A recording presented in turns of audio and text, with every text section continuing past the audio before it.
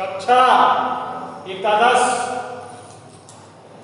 संस्कृत खंड का प्रयाग पाठ चल रहा था। एक पैराग्राफ आपको पढ़ा दिया था। एक पैराग्राफ जो पढ़ाया था उसको दोबारा मैं रिवाइज करवा दे रहा हूं आज। उसके आगे फिर चलेगा। आज प्रयागा पाठ में आपने पहला पैराग्राफ पढ़ा था। भारतवर्षस्य उत्तर प्रदेश राज्ये प्रयागस्य विशिष्टम स्थानम अस्ति। भारतवर्ष के उत्तर प्रदेश राज्य में स्थित प्रयाग का विशेष स्थान है। यत्र अत्र ब्रह्मणा प्रकृष्ट याग करणात् अस्य नाम प्रयाग अभवत्। यहाँ ब्रह्मा जी के द्वारा श्रेष्ठ ज्ञान यज्ञ करने के कारण इसका नाम प्रयाग हुआ। गंगा यमुनयोः संगमे सितासित जले स्नानात्वा जनाः विगत कल्मषा भवन्ति। गंगा यमुना के संगम में के श्वेत श्याम जल में स्नान करके लोग पाप रहित होते हैं। इति जनानां विश्वासा, ऐसा लोगों का विश्वास है। अमायां पौर्णमास्यां संक्रांतौ च स्नानार्थिना मत्र महान सम्मर्धा भवति। अमावस्या को, पूर्णमासी को और संक्रांति तिथियों को स्नानार्थियों की यहाँ अपार सम्मर्दा माने भीड़ होती है। प्रतिवर्षम मकरम गते सूर्यम, प्रत्येक वर्ष जब मकर राशि में सूर्य चला जाता है तो माघ मासे को अनेक लक्षा, प्रत्येक वर्ष प्रतिवर्षम मकरम गते सूर्यम माघ मासे, प्रत्येक वर्ष माघ के महीने में जब मकर राशि में सूर्य चला जाता है तब अनेक लक्षा जना, तब अनेक लाख लोग अत्र आयते, यहाँ आते हैं। मास मेक मुषित्वाचा संगमस्य पवित्र जलेन विदुषाम महात्मना उपदेशान अमृतेन च आत्मनम पावयन्ति। और एक महीने रुककर संगम के पवित्र जल से और महान महात्माओं के उपदेश रूपी अमृत से अपनी आत्मा को पवित्र करते हैं। अस्मिन्नेव पर्वाणि महाराजा श्रीहर्षः प्रति पंचवर्षम अत्रागत्य। इसी पर्व में महाराज श्रीहर्ष प्रत्येक 5वें वर्ष यहाँ आते थे। सर्वस्वमेव याचकेभ्यो दत्त्वा, और अपना सब कुछ भिखारियों को दे जाते थे और बादल की तरह संचय करने के लिए पुनः अपनी राजधानी लौट जाते थे। ये तो कल का था जो रिवाइज करा दिया। अब आज वाला देखें। ऋषि भरद्वाजस्य आश्रमः अपि अत्रैव अस्ति। ऋषि भरद्वाज का आश्रम भी यहीं स्थित है। यत्र पुरा 10 सहस्रमिता विद्यार्थिना अधीतिना आसन। यहाँ प्राचीन समय में 10,000 विद्यार्थी अध्ययन किया करते थे।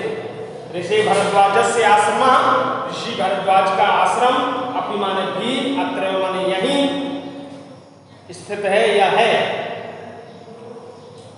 यत्र 10 सहस्रमिता, यहाँ 10,000 विद्यार्थी अधीतिना आसन अध्ययन किया करते थे। पितु आज्ञाम पालयन्, पिता की आज्ञा पालन करते हुए पुरुषोत्तमा श्री रामा, पुरुषोत्तम श्री राम ने अयोध्या वनम गच्छन्, अयोध्या से वन को जाते हुए कुत्र मया वस्तव्यम, मुझे कहाँ निवास करना चाहिए, इति पृष्टुम, ऐसा पूछने के लिए अत्रैव भरद्वाजस्य समीपम आगतः, यहीं भरद्वाज के पास आए थे। चित्रकूट में तन्निवास योग्यम उचितम स्थानम इति तेनादिष्टः। भरद्वाज जी ने आदेश दिया कि चित्रकूट ही तुम्हारे लिए रहने के योग्य स्थान है। ऐसा उन्होंने आदेश दिया। रामा सीतया लक्ष्मणेन च सह चित्रकूटम अगच्छत। राम, लक्ष्मण और सीता के साथ चित्रकूट आ गए। फिर से सुने। ऋषि भरद्वाजस्य आश्रमः अपि अत्रैव अस्ति। ऋषि भरद्वाज का आश्रम भी यहीं है। यहाँ यत्र पुरा 10 सहस्रमित्रा विद्यार्थिना अधीतिना आसन, यहाँ प्राचीन समय में 10,000 विद्यार्थी अध्ययन किया करते थे। पितु आज्ञां पालयन् पुरुषोत्तमा श्री राम अयोध्यायां वनं गच्छन् कुत्र मया वस्तव्यम् इति प्रष्टुमत्रैव भरद्वाजस्य समीपम् आगतः। पिता की आज्ञा पालन करते हुए पुरुषोत्तम श्री राम अयोध्या से वन को जाते हुए मुझे कहाँ निवास करना चाहिए यह पूछने के लिए यहाँ भरद्वाज जी के समीप आए थे। चित्रकूटमेव तन्निवास योग्यम उचितम स्थानम अस्ति। चित्रकूट ही तुम्हारे योग्य निवास के लिए उचित स्थान है, ऐसा उन्होंने आदेशित किया। राम, सीता और लक्ष्मण के साथ चित्रकूट आ गए। ये दूसरा पैराग्राफ था। दोनों पैराग्राफ पहला और दूसरा बहुत इंपॉर्टेंट हैं, इनको ध्यान से पढ़ेंगे। अगला पैराग्राफ देखें। पुरा वत्स नाममेकं समृद्धम राज्यम आसीत। प्राचीन समय में वत्स नाम का एक समृद्धशाली राज्य था। अस्य राज्य राजधानी कौशाम्बी इतः नाति दूरे वर्तते। इसकी राजधानी कौशाम्बी इससे माने प्रयाग से बहुत अधिक दूर नहीं थी। अस्य राज्यस्य शासका महाराजा उदयन। इस राज्य का शासक महाराज उदयन अत्यंत वीर, अप्रतिम सुंदर, ललित कला विज्ञासीत और ललित कलाओं का जानकार था। यमुना तटे आधुनिक सुजावन ग्रामे तस्य सुयमुन प्रसादस्य ध्वंसावशेषा तस्य सौंदर्य अनुरागम ख्याप्यन्ति। यमुना के किनारे वर्तमान समय में सुजावन नामक ग्राम में इसके सुंदर यमुना के किनारे बने महल के ध्वंसावशेष माने खंडहर आज भी मौजूद हैं, जो सौंदर्य के प्रति उसकी रुचि को दिखाते हैं और उसकी प्रसिद्धि को फैलाते हैं। प्रियदर्शी सम्राट अशोक प्रियदर्शी सम्राट अशोक ने कौशाम्बी में ही स्वशिलालेखम कार्यक अपने शिलालेखों का निर्माण कराया। यो अधुना कौशाम्ब्या अनीय प्रयागस्य दुर्गे सुरक्षितः। जो आजकल कौशाम्बी से लाकर प्रयाग के किले में सुरक्षित कर दिए गए हैं। पुरा, फिर से सुन लीजिए एक बार और दोबारा। पुरा वत्स नाम एकम समृद्धम राज्यम आसीत। प्राचीन समय में वत्स नाम का समृद्धशाली राज्य था। अस्य राजधानी, इसकी राजधानी कौशाम्बी इससे अधिक दूर नहीं थी। इस राज्य के शासक महाराज उदयन पराक्रमी, अति सुंदर होने के साथ साथ ललित कलाओं के भी जानकार थे। वर्तमान समय में यमुना तट पर स्थित सुजावन गांव में सुयामुन नामक उनके राजमहल के खंडहर उनके सौंदर्य प्रेम को प्रकट करते हैं। प्रियदर्शी सम्राट अशोक ने कौशाम्बी में ही अपने शिलालेखों का निर्माण कराया था, जो अब कौशाम्बी से लाकर प्रयाग के दुर्ग में सुरक्षित हैं। समझ में आ गया होगा। अब अगला पैराग्राफ है। गंगाया पूर्वम, गंगा की पूर्व दिशा में पुराण प्रसिद्धम महाराजस्य पूर्वशः राजधानी प्रतिष्ठानपुरम झूसी इत्याधुनिक नामना प्रसिद्धम अस्ति। गंगा की पूर्व दिशा में पुराणों में प्रसिद्ध महाराज पुरुरवा या पुरुरवसु की राजधानी प्रतिष्ठानपुर, जो जिसका आधुनिक नाम वर्तमान नाम झूसी है, प्रसिद्ध है। यस्य प्रतिष्ठा अद्यापि विदुषाम महात्मनांच स्थिता अक्षुण्यो। जिसकी प्रतिष्ठा आज भी विद्वान महात्माओं के होने के कारण अक्षुण्ण बनी हुई है। फिर से सुन ले। गंगाया पूर्वम पुराण प्रसिद्धस्य महाराजा पूर्वशा राजधानी प्रतिष्ठानपुरम झूसी इत्याधुनिक नामना प्रसिद्धम अस्ति। गंगा के पूर्व की ओर पुराणों में प्रसिद्ध महाराज पुरुरवा की राजधानी प्रतिष्ठानपुर, जो आजकल झूसी नाम से प्रसिद्ध है। यस्य प्रतिष्ठा अद्यापि विदुषाम महात्मनाच स्थिता अक्षुण्यो। जिसकी प्रतिष्ठा या गौरव आज भी विद्वानों और महात्माओं के रहने से अखंडित है या क्षुण्ण है, अर्थात कम नहीं हुई है। अगला पैराग्राफ देखें जो मोस्ट इंपॉर्टेंट है। इतिहास प्रसिद्धा नीति निपुण मुगल शासका अकबरनामा दिल्ल्याय सुदूरे पूर्वस्याम किसी स्थितियो कड़ा जौनपुर नामकयो समृद्ध्यो राज्यो निरीक्षणम दुष्कर्म विज्ञाय तयोर मध्य प्रयागे गंगा यमुनाभ्याम परिवृतम दृढ़म दुर्गम कार्य गंगा प्रवायाश्च रक्षणाय विशालम बंधम अप्य कार्य यो अद्यापि नगरस्य गंगायास्य मध्य सीमा स्थितोस्ति।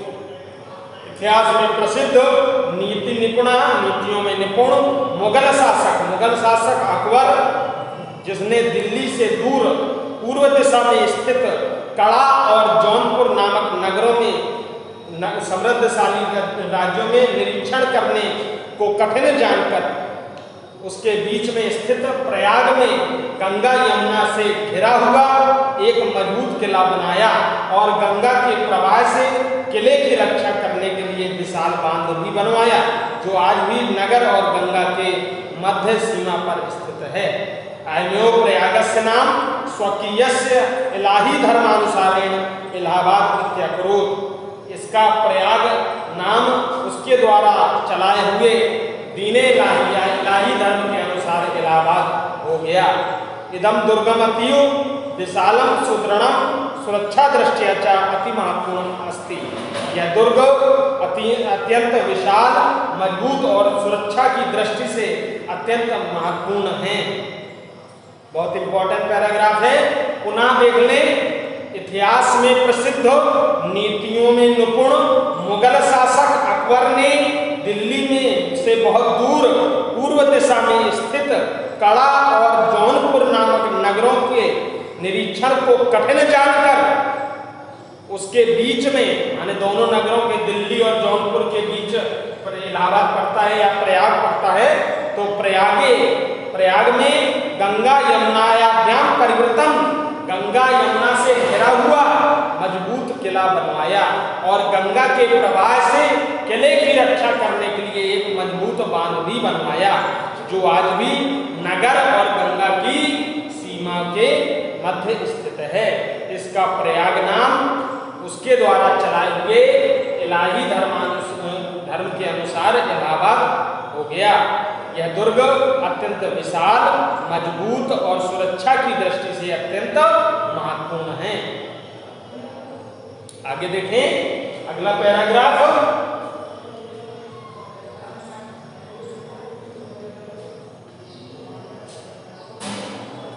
भारतवर्षस्य स्वतंत्रता आंदोलनस्य इदं नगरं प्रधान केंद्रम आसीत्।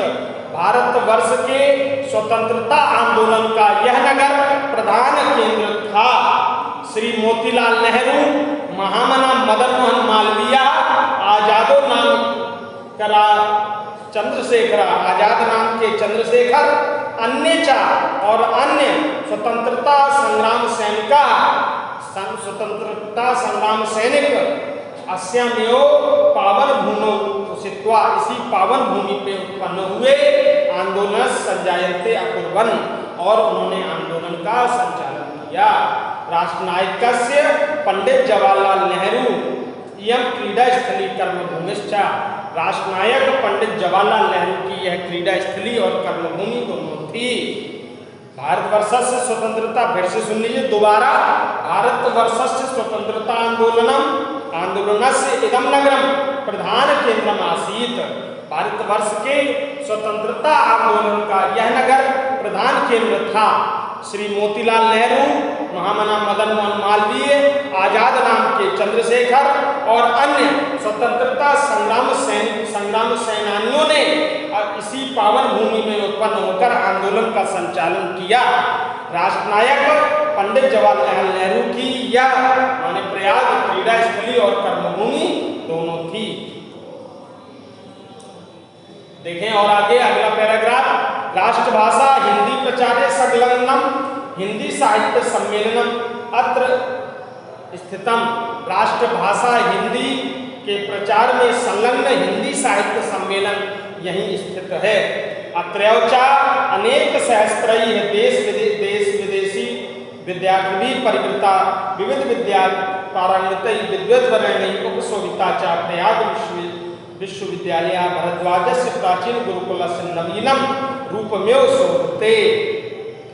और अत्रौचा और यहीं अनेक हजार देशी विदेशी विद्यार्थियों से घिरा हुआ विविध विद्याओं में पारंगत विद्वानों से सुशोभित प्रयाग विश्वविद्यालय है, जो भरद्वाज के प्राचीन गुरुकुल के नवीन रूप में शोभित होता है।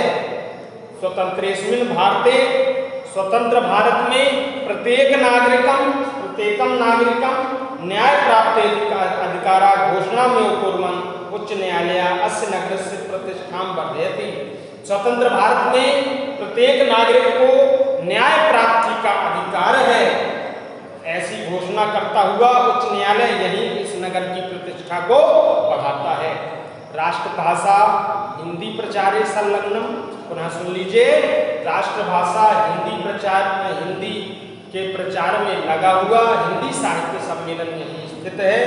यहाँ अनेक हजार विद्यार्थी देशी विदेशी विद्यार्थियों से घिरा हुआ विविध विद्याओं में पारंगत विद्वानों से सुशोभित प्रयाग विश्वविद्यालय है, जो भरद्वाज जी के प्राचीन गुरुकुल के नवीन रूप में सुशोभित होता है।